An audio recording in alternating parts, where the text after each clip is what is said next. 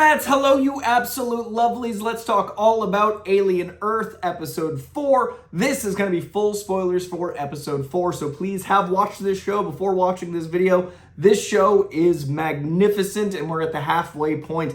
This episode dove into lots of questions of choice and utility and the way the brain works, and I love that we're really exploring this creativity idea of when you're young, how your brain processes thoughts differently, especially with another genius in the boy genius who is an adult and uses that moniker, I think, very intentionally, playing around with lots of Peter Pan lore, playing around with lots of the mythos of the Xenomorphs themselves, and all asking that big macro question of the show, what it is to be human. I am loving this show, but before we dive in, please hit that subscription bell. I cover TV, I cover movies, I cover comic books in this page. I'm going to be doing weekly episodes of Alien Earth every single week, as well as weekly coverage of Peacemaker every single week, as well as the big movies out this month. Lots of big stuff coming to this page, so please hit that subscription bell, press like while you're pressing buttons, and most of all, let's have a conversation in the comments below. I want to talk about this show with you, because that's what makes us human, is conversation and sharing ideas. So this show, to me,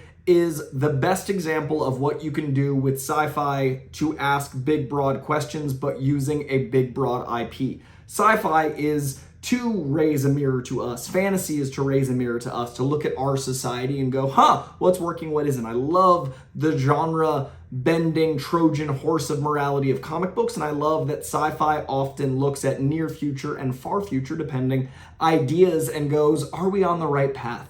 This show is nailing that idea, and I love that we've got so many elements of these hybrid children now finding a need to prove themselves human. The entire idea of them being kids was seemingly because there was like the Matrix kind of thing, where if you're too sure of your world, will your body accept the new reality of the actual world? And in the Matrix case, it's obviously a program that you're pulling yourself out of, but here it's, can you adjust to a new body? Can you put something in a new body and have it blend itself? Will it be 6 AI that think they're human, or will it be you just killed 6 children, which the show asks of the audience and of its own characters?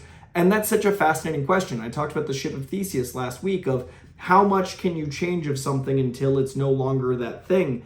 This episode has a character naming himself. It has a character thinking she's pregnant. It has a character finding compassion and companionship in Wendy, and then being drawn to that in very interesting ways. It has the first conversation ever with a xenomorph in that specific way, because that character, basically her brother, the lung of her brother made this creature possible, and there's that connection to it as a xenomorph, but now also to her brother. She feels things around these creatures. He feels things. It's really interesting to see the dynamic of that going on separately, as well as her seeking her own humanity, but also all of these characters seeking to find humanity, while you've got the boy genius trying to find his better, trying to have a conversation that's above him. And I love that power dynamic happening with that eyeball sheep creature, where we've got Timothy Olyphant's character challenging it in his own way of like acknowledging its intelligence and kind of squaring off with it, but also little moments of like tapping the egg and just showing that command and that dominance.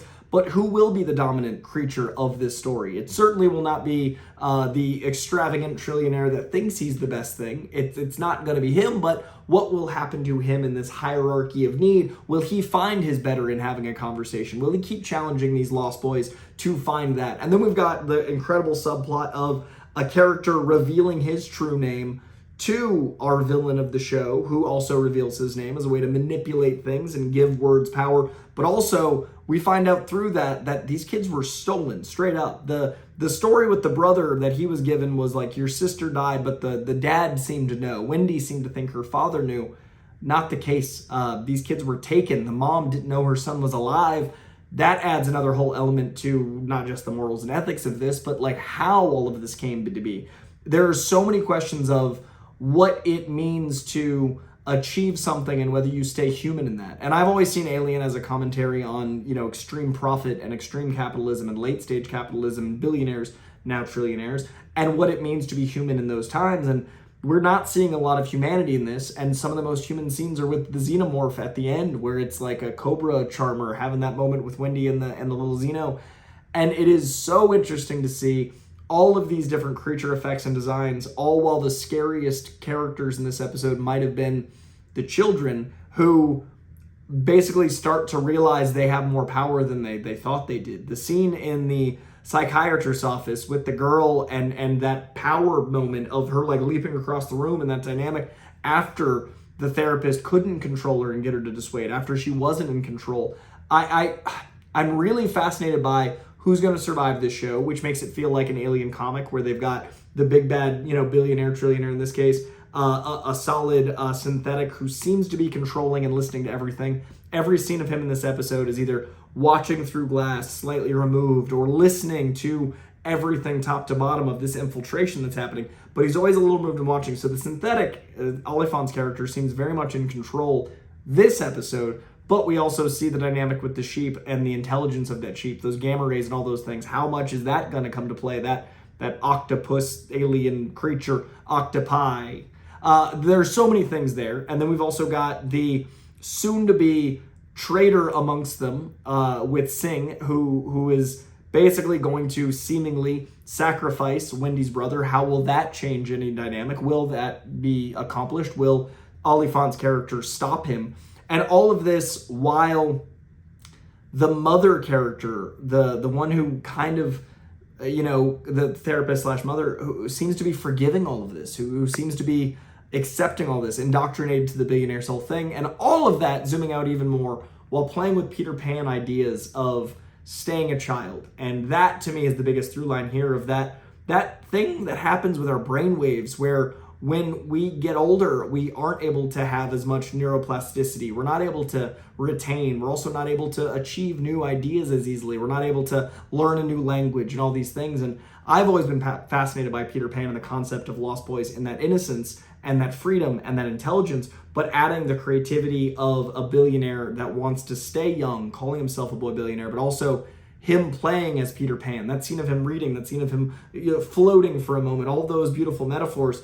I'm really curious whether he's going to willingly transfer himself into one of these bodies, whether that's going to be an element of him wanting to stay young or as young as he is now, and how much these bodies will adapt or accept. The girl poking at her eye and thinking she's pregnant, like, will this be something that goes over well? There's a lot left of this show, and that's just the non-Xenomorph stuff. I love how much practical is here. I talk about it every episode. I love that we've got Xenomorphs that look like Xenomorphs. I love that last one was a puppet. I'm really curious if we get to the point where it's like Jurassic World from Jurassic Park, where we get the payoff of, oh my God, they're on our planet. We experience them here. Will we get that, Jason Takes New York kind of moment where we get to experience Xenomorphs running rampant on Earth at the end of this season, setting up a second season?